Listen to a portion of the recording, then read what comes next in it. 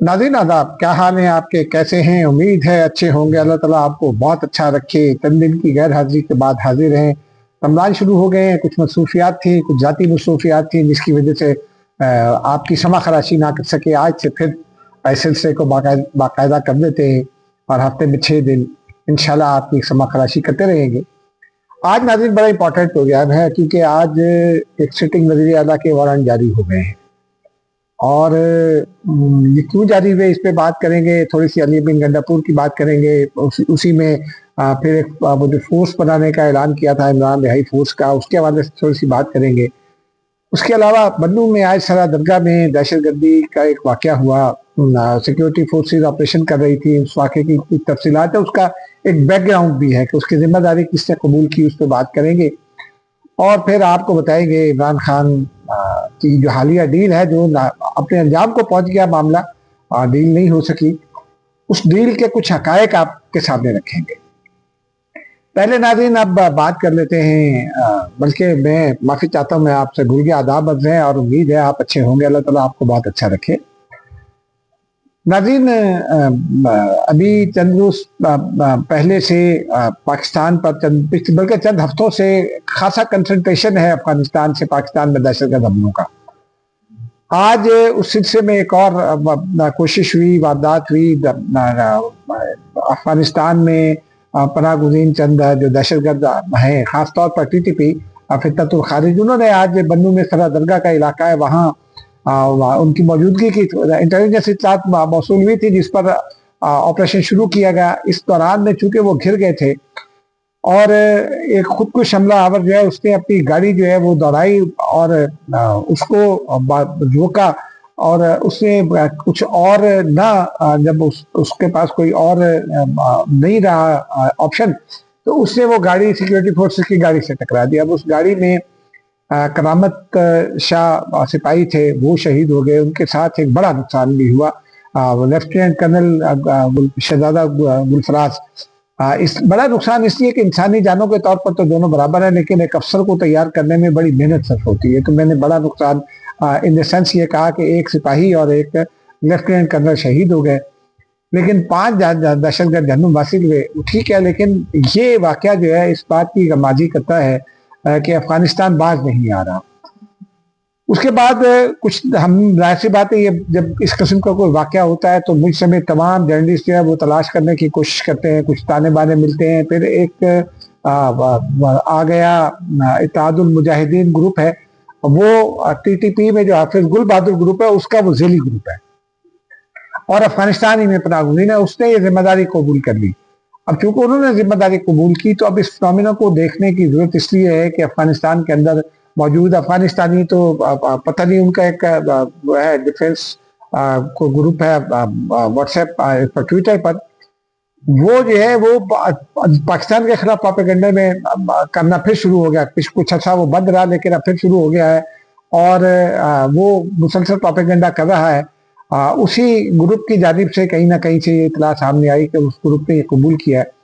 अब जब हमने ये जो मुजाहिदीन इत्तेहादुल मुजाहिदीन है, इसका जब हमने बैकग्राउंड तलाश किया तो पता ये चला कि हाफिज गुल बहादुर ग्रुप के हाफिज गुल बहादुर का ताल्लुक शुमाली वजीरिस्तान से है।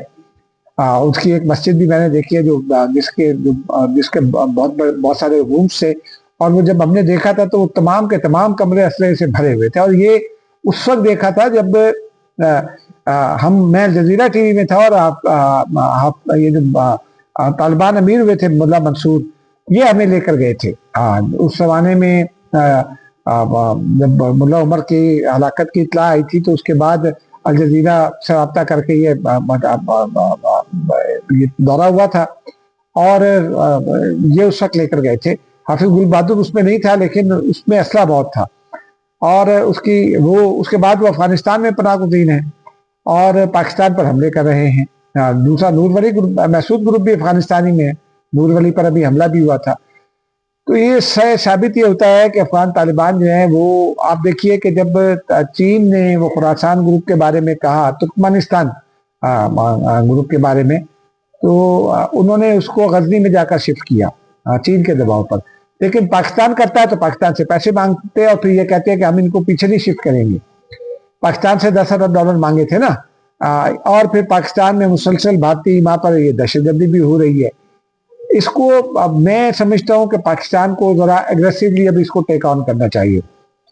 जब पाकिस्तान ने अटैक किए थे पिछली मरतबा अफगानिस्तान से हमलों के जवाब में, और ठिकानों को निशाना बनाया था, तो फिर तुर्की और कतर आ गए बीच में, सऊदी अरेबिया भी बीच में आया। अब पाकिस्तान को और इन ममालिक के अपने अपने मफादात हैं। मिसाल के तौर पर तुर्की एक सड़क बनाकर दे रहा है, कतर को एक डैम बनाकर देना चाहता है। अब इसके दो पहलू हैं, एक तो इनके मफादात है, जाहिर सी बात है अफगानिस्तान में कमर्शियल मफादात भी होंगे। तुर्की को रोड बनाकर देने का अफगानिस्तान में, तो उसके सफारती मफादात है, उसकी सफारती पोजीशन मुस्तहकम होगी। इसी तरह जब वो अफगानिस्तान में बनाएगा तो फिर मुस्तकबिल में जब डैम फंक्शनल हो जाएगा तो उसके अपने उसकी बेजा बेजा हो जाएगी। अब पाकिस्तान को अपने इन दोस्तों से कहना चाहिए कि ये हो रहा है, तमाम शवाहिद ये आपके पास रखे हैं, हुन दसो, अब आप बंद करवाइए इसको। और पाकिस्तान को साथ साथ मैं समझता हूँ कि अक़वाम मुत्तहिदा की जो सिक्योरिटी कमेटी है उसमें भी ले जाना चाहिए, और उसके जरिए चीन की मदद से इसको रखना चाहिए सिक्योरिटी काउंसिल में भी। बगैर इसके ये काम बनेगा नहीं, इसलिए कि अफगान तालिबान जो है वो तो उनका तो प्रॉब्लम ये है कि वो उनके लिए तो ये कोई दहशतगर्दी है ही नहीं। वो तो आज अभी कोई दोस्त बात कर रहा था कि अगर अफगानिस्तान से बात करनी चाहिए कि अगर वो अफगानिस्तान की हुकूमत को चलाना चाहते तो उनको ये करना पड़ेगा। उसके जवाब में एक हमारी खातून एनालिस्ट दोस्त हैं, उनका ये जवाब था, उनका ये कहना था कि जैसे मैं खवातीन की लाइन में लगी देखती हूँ फेमिनिस्ट के तौर पर, तो अफगानिस्तान तालिबान का तो लगता है कि क्योंकि खवातीन को डॉक्टर्स के पास जाने की इजाज़त नहीं है, हॉस्पिटल जाने की इजाज़त नहीं है, तालीम की इजाज़त नहीं है, बहुत सारी चीज़ों की इजाज़त नहीं है, बुर्का लाजमी पहनना है। तो उनका ये कहना था कि उससे तो लगता है कि तालिबान अफगानिस्तान नहीं चलाना चाहते, यही लगता है। लेकिन तालिबान की ये डिटाई कब तक? दोस्तों को अक़वाम मुत्तहिदा को भी बीच में डालना चाहिए, अक़वाम मुत्तहिदा से पाकिस्तान को बाज़ाब्ता एक इजाज़त भी ले लेनी चाहिए अफगानिस्तान पर जब जरूरत पड़े हमले करने की, ताकि अफगानिस्तान को सबक भी सिखाया जा सके, उनके ठिकानों को निशाना बनाया जा सके। उनके जो हैं ये जो दहशतगर्द हैं, ये कितने होंगे, उनको ख़त्म करने के लिए पाकिस्तान को अक़वाम मुत्तहिदा से इजाज़त ले लेनी चाहिए बाकायदा, और फिर दोस्त ममालिक को ये कहना चाहिए कि अब आपकी जिम्मेदारी है, आप रुकवाएं, नहीं तो फिर हम रुकवाएंगे। बहरहाल अब देखते हैं आगे चलकर क्या होता है, क्योंकि 2 जवान और शहीद हो गए, सिक्योरिटी फोर्सेस कुर्बानियां दे रहे हैं, अंदरूनी मुल्क अब उनके ऊपर हमले पे हमले किए चले जा रहे हैं, कुछ खास ना सिर्फ। इसकी एक मिसाल आज भी सामने आई, सुहेल अफरीदी वज़ीर आला है खैबर पख्तूनख्वा के, उन्होंने कुछ अर्से पहले सिक्योरिटी फोर्सेस के बारे में कुछ जुमले कहे थे, उस पर उनके खिलाफ मुकदमा हुआ था, और डिस्ट्रिक्ट एंड सेशन जज इस्लामाबाद में सेशन जज साहब उनको बुला रहे थे, सुहेल अफरीदी साहब को, वो नहीं आ रहे थे। तो आज सेशन जज साहब ने ऑर्डर जारी कर दिया पुलिस को कि वज़ीर आला खैबर पख्तूनख्वा को गिरफ्तार करके पेश किया जाए। नॉर्मली अलीमा खान के बारे में भी ऐसे जारी होते हैं ऑर्डर्स, लेकिन वो गिरफ्तार नहीं होते करते, वो तामील करा लेते हैं, पेश हो जाते हैं। अब सुहेल अफरीदी अगर पेश ना हुए तो शायद गिरफ्तार भी करना पड़े। अली अमीन गंडापुर साहब ने अदालत में सरेंडर कर दिया, उनके बारे में भी कुछ इस तरह के मुकदमात थे, लेकिन उन्होंने उससे पहले एक वीडियो बनाई, उसमें उन्होंने कहा मैंने पार्टी के बारे में बातें की, मैं अपनी बातों पर कायम हूँ, किसी का दिल दुखा हो तो मैं फॉर द टाइम बीइंग माफी चाहता हूँ। अब इसमें इससे मामला खुलता चला जा रहा है कि पीटीआई में क्या चल रहा है। दूसरी जानिब सुहेल अफरीदी साहब जो है उन्होंने इमरान रिहाई फोर्स बनाने का ऐलान कर दिया, और अलीमा खान साहबा ने उनको मशवरा दे दिया कि पख्तूनों को उसमें रखा जाए जो इमरान खान के लिए अपना तन मन धन सब कुर्बान करने पर तैयार हैं। रियासत में इस तरह की किसी फोर्स की इजाज़त नहीं है, ये मलेशिया के जुमरे में आता है, रियासत किसी मलेशिया को पनपने की इजाज़त दे नहीं सकती। पाकिस्तान का आइन का जो आर्टिकल है, जो शेड्यूल्स हैं, उनमें ये बिल्कुल वाज़ेह है कि इक़्तिदार आला अल्लाह ताला का है, लेकिन हुकूमत अवाम के नुमाइंदों की है। किसी को प्राइवेट अफवाज पाकिस्तान होंगी, पुलिस होगी, ये तमाम अदारे आइन के तहत हैं, प्राइवेट मलेशिया किसी को बनाने की इजाज़त नहीं है। तो फिर ये इस पर तो कार्रवाई होगी, और अगर ये इसको लगता यह है कि अब सुहेल अफरीदी को इसे क्योंकि ये रियासत से बगावत के जुमरे में आ जाएगा तो इस मंसूबे को तर्क करना पड़ेगा। बहरहाल अब आते हैं नाज़रीन, इसी एपिसोड का एक और पार्ट है। अब ये तमाम कहते हैं कि जनाब इमरान खान हमारे लीडर हैं, जनाब बस पीटीआई है, अवर तन पीटीआई है, सारे पीटीआई में उदो के लिए परेशान हैं और सिर्फ इमरान खान की फिक्र है।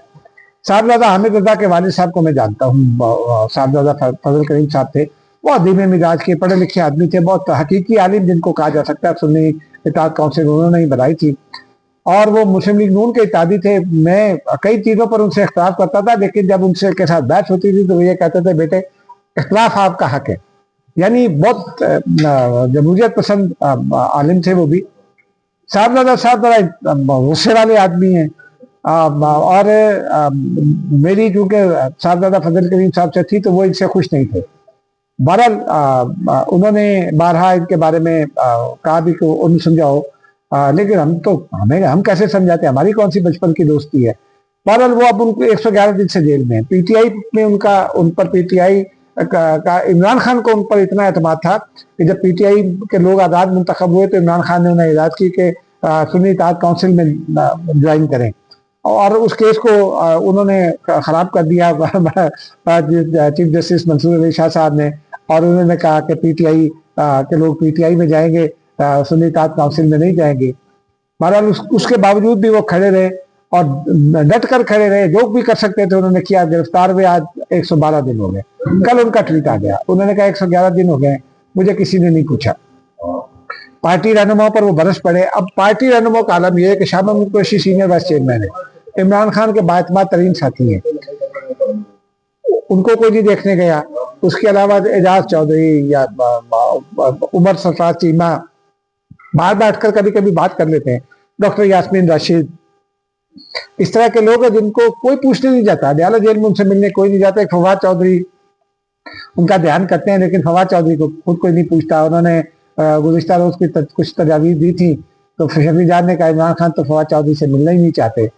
अब इस सिचुएशन में ये पॉलिटिकल पार्टी जो है वो तेजी से कोलिजन की जानी बढ़ रही है, यानी वो बढ़ रही है। और ये जो खास ग्रुप इस वक्त उसके ऊपर छाया हुआ है, वो अलीमा खान साहिबा उसके के साथ खड़ी हो जाती हैं।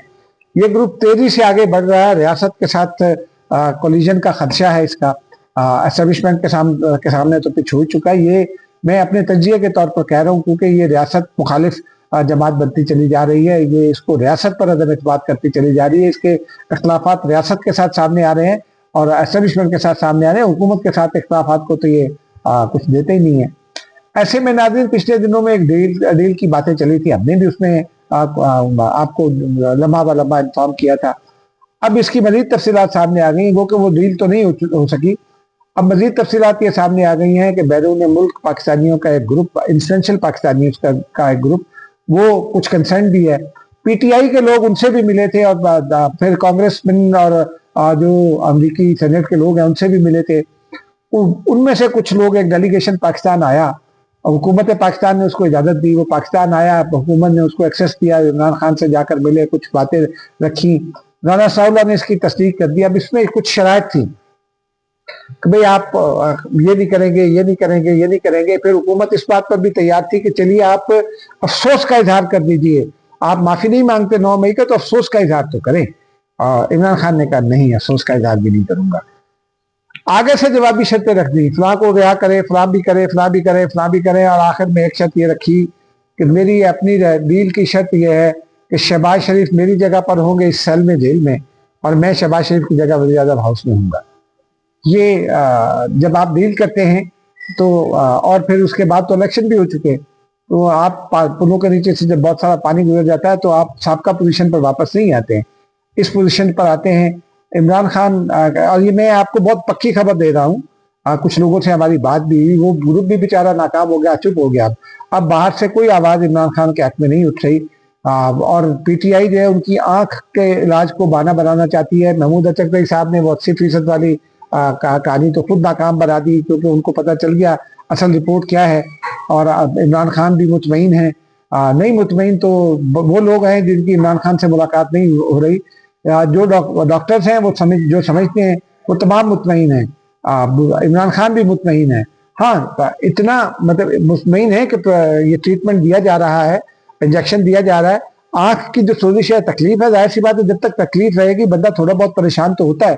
बुशा बीबी की फैमिली मिलकर आई है, उसने भी थोड़ी बहुत परेशानी का इजहार किया है, लेकिन जब तक ये मामला ऐसे रहेगा उस वक्त तक जब तक आप रियासत के साथ कुछ अपने रवैये को दुरुस्त नहीं करेंगे, उस वक्त तक आपकी बात नहीं बन सकती। ये पैगाम है रियासत का। और वो उन दोस्तों का भी जो बाहर से आए थे, वो कंसर्न दोस्त हैं, वो चाहते हैं कि पाकिस्तान में पॉलिटिकल स्टेबिलिटी आए, क्योंकि पाकिस्तान के इर्द गिर्द जो कुछ भी हो रहा है उसमें पाकिस्तान के अंदर सियासी इस्तेहकाम बहुत जरूरी है। लेकिन हम यहाँ देखते हैं कि पीटीआई के बाद दोस्तों, मैं इमरान खान पर कोई इल्ज़ाम नहीं आयद कर रहा, इमरान खान और वो नहीं ऐसी बात करते, लेकिन उनके बीच के लोग तो है ना, उनका तर्जुमान है जो बैरून मुल्क बैठे हैं, सिजाद बरकी हैं, मुज़फ़्फ़र मशवानी हैं, और बहुत सारे लोग हैं। उनमें से कुछ लोग ऐसी बातें करते हैं और फिर वो जा कर मिलते हैं और फिर पाकिस्तान पर पाबंदियों की भी बात करते हैं। IMF के हवाले से खत भी लिख दिया था। तो इस रवैये से आपको गुरेज करना होगा। अगर आप ये चाहते हैं कि मुल्क में सियासी इस्तेहकाम हो और रिहाई भी मुमकिन हो सके, तो फिर आपको कुछ लीनियंसी का मुजाहरा करना होगा, वरना यही मसाइल जारी रहेंगे। अलीमा खान साहबा धरने देती रहेंगी, पीटीआई भी अब तो खैर धरने रमजान के में तो मौकूफ कर दिए, लेकिन पीटीआई भी शायद दोबारा दे दे। जो भी आप करते रहेंगे वो करते रहेंगे, वो जारी रहेगा, उसका कोई इम्पैक्ट भी नहीं पड़ेगा। इमरान खान भी अंदर रहेंगे। खुदा हाफिज।